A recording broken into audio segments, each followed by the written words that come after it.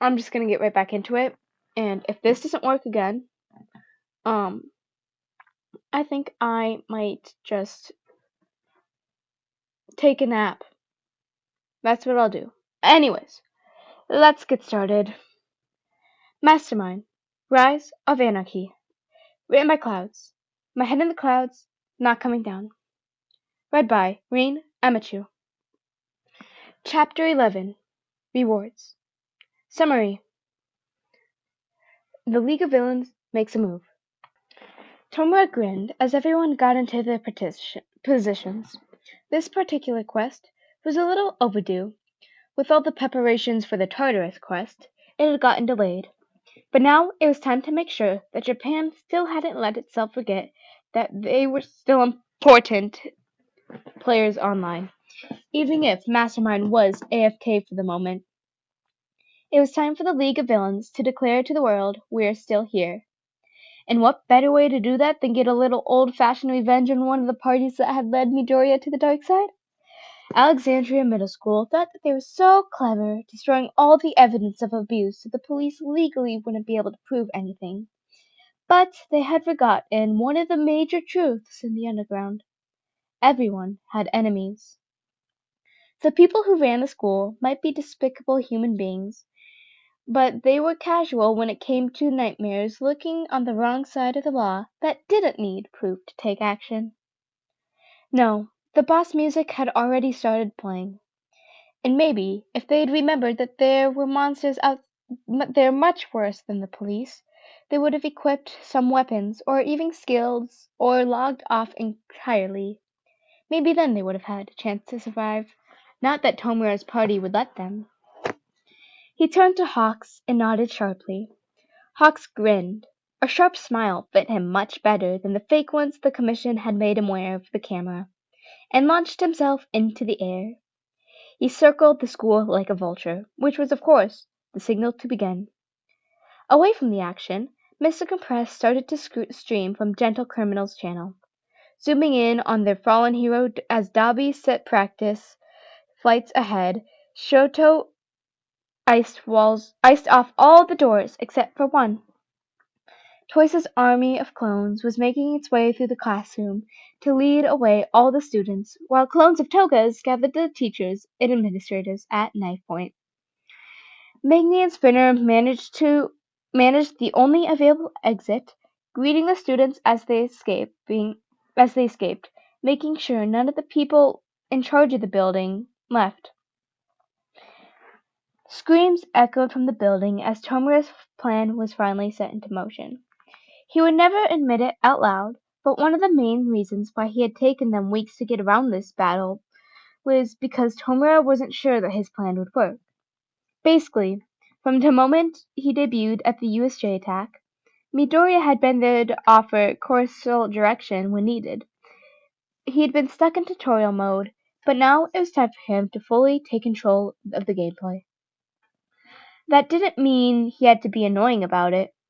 He had made the plans. Mastermind just perfected them and taken them to the next level. So Tomura didn't see why his party couldn't do the same. Sure, they weren't specialists like Mastermind was, but they'd gone over the plan.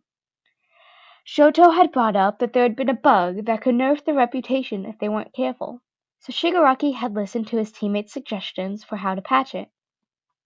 Hawks and Magni both had pointed out that most of the kids were probably innocent, and Spinner had laughed at those who weren't would probably get scared straight watching everything go down, so they should just evacuate the kids instead of killing them. Even without Mastermind, Tomura managed to fix the bug and would be able to keep its party's reputation as vigilantes instead of pure villains.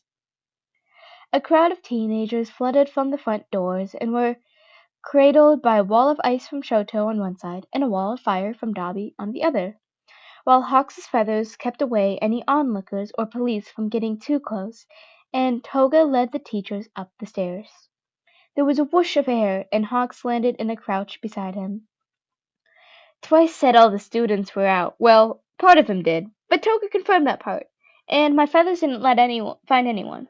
We missed, so Tomura grinned. Let's move on to the next stage then. His stomach dropped as one of Hawks's feathers grabbed him and flew over the land top of the building, right in front of the middle of the crowd. All around him, other members of the League were arriving as well. Every villain set foot on the rooftop made the crowd panic a little, as they were more surrounded and pushed further and further out towards the edges. Eyes widened as they scrambled to get away from the arriving villains. There were yells from far below as another wall of ice sprang up and prevented any students from running back towards the building when Dabi and Shoto joined them. Compress was the last person to arrive. He held a phone up and sounded like he was smiling behind his mask and addressed anyone watching. Hello, Japan! I do hope you hadn't forgotten about us. We'd like to thank Gentle Criminal for allowing us to commandery his channel for the afternoon, and I do hope this collab will be to your satisfaction, because I reassure you that we will be having a blast. Compress flung his arms out to the side and spun in a wide circle to show the current captives. For those who are unfamiliar with our current location, allow me to set the scene. We're on the roof of Alexandria Middle School, an establishment you very well might have heard over the recent weeks, because here, my dear viewers, is where our own captive symbol of freedom, Mastermind, received his education. The principal tried to interrupt, probably to deny Compress's allegations or plead for mercy. Tomura didn't quite care which, but Compress simply shushed him and continued his monologue. They tried to hide the truth that these men and women helped to make Mastermind to what he is today, and they were the ones who ignored and encouraged his abuse and ensured he was so broken that his only choice was to build himself back up again. They are the roots of your hero's downfall and rotting aspects of society that have been hidden and allowed us to foster for far too long under the Hero Commission's rules. Tomura was grateful that so many of his party had talent for showsmanship, because he personally hated it. It wasn't something that came naturally to him. And who would want to see a crusty gamer on TV? But it was useful speeches like Compress that could turn the tide of public opinion in their favor faster than killing the right heroes could. And Tomura wasn't about to ignore the skills that could help the League level up. He still tried to ignore the camera as much as he could as he looked around in everyone's faces. The teachers were terrified, obviously, and some were crying. But he didn't have any sympathy for them. They had stood by and added to the abuse of Midoriya when Midoriya was suffering, when they should have been saving him.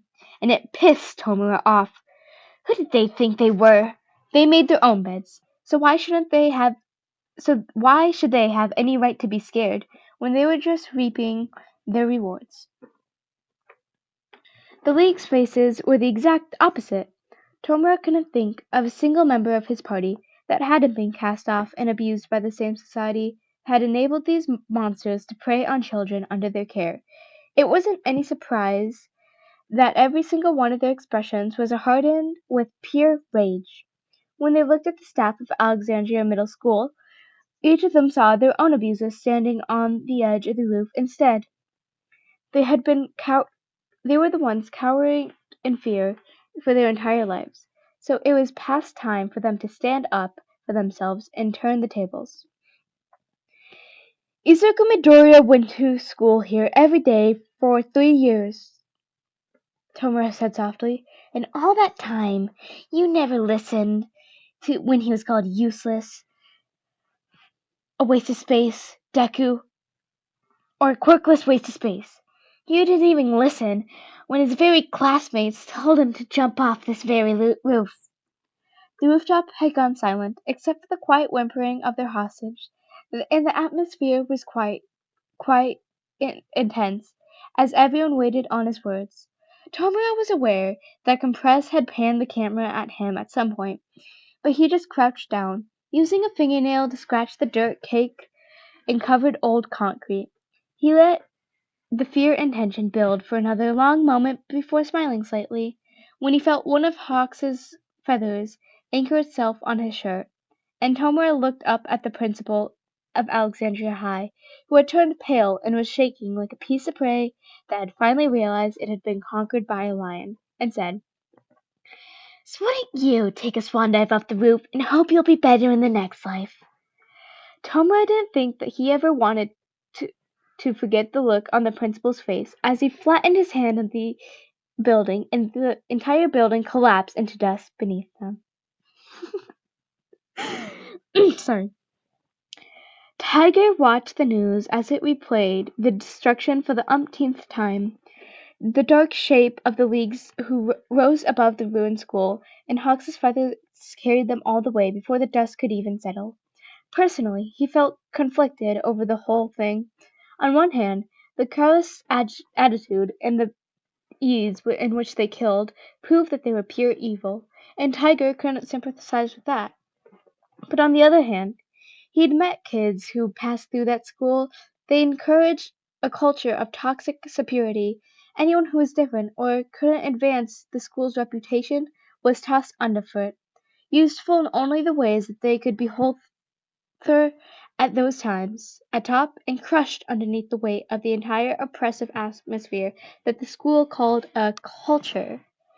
He had wanted to be surprised when he heard the rumors started going around of how they treated Mastermind as children, but he met too many kids who were treated almost as badly for being trans or gay. He'd lost faith in the schools would actually care for those children who found themselves in minority. It was honestly a miracle that more of them didn't lash back at the word like Mastermind did. Not that that would probably help anything. The world had just been broken for a long time now, so it was more realistic to try and find happiness to fix it. He turned off the TV, and one hand ran through his hair while the other fingered a crumpled note he had shoved in his pocket almost a week ago. Don't you want to live in a world where you'd be accepted without question? Side note, kept bolded D and don't, bolded I and in, bolded E and where, and bolded D and accepted. I had to take like a whole 5 minutes in between Tiger's POV and Tomura's POV to laugh real quick. Tomura said, yes, take a swan dive, principal. I don't really think it was like mostly the principal's fault. I really want that teacher to take a swan dive too. If he said it to Kotsky, I think that would be even better. But yeah, I'm sorry to like a few of you who like thought this would be posted like an hour ago, but like I don't know why I tested my mic before I started, and then I went ahead and started. Also, if I was like pausing like this long in between, it was because my friend has been spam calling me. The friend to be exact is her channel is actually linked on my page. Is the TV addict, I think is what her name is. Yeah, it's the MHA lover, MHA-TMT lover that is linked on my channel. She was spam calling me almost the whole time. So Daisy, fuck you. I'm joking. I would never say that to my best friend. I'll just talk to her on call in a few moments. Anyways, thank you guys for listening. I'll see you guys in chapter 12. I can't get my chapters. I did this in the earlier one. Goodbye. Have a good day.